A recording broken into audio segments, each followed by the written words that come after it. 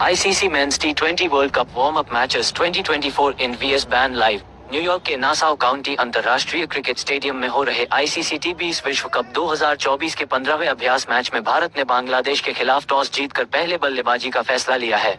Bharat T20 विश्व cup 2024 की शुरुआत से पहले अपने एकमात्र अभ्यास मैच में बांग्लादेश का सामना करने के लिए तैयार है। ये टूर्नामेंट का 15वां अभ्यास मैच है।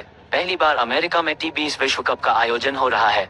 भारत अमेरिका के न्यूयॉर्क में लीग स्टेज के अपने 3 मैच खेलेगा।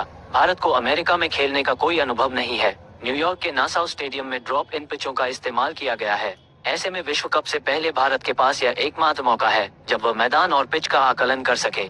दूसरी तरफ बांग्लादेश ने विश्व कप की शुरुआत से पहले अमेरिका के खिलाफ 3 T20 अंतर्राष्ट्रीय मैचों की सीरीज खेली थी, जिसमें उसे हार का सामना करना पड़ा था। ऐसे में बांग्लादेश के पास अमेरिकी पिचों का थोड़ा अनुभव तो जरूर है। इसके अलावा टीम इंडिया विश्व कप की शुरुआत से पहले अपने प्लेइंग 11 पर भी काम कर सकती है।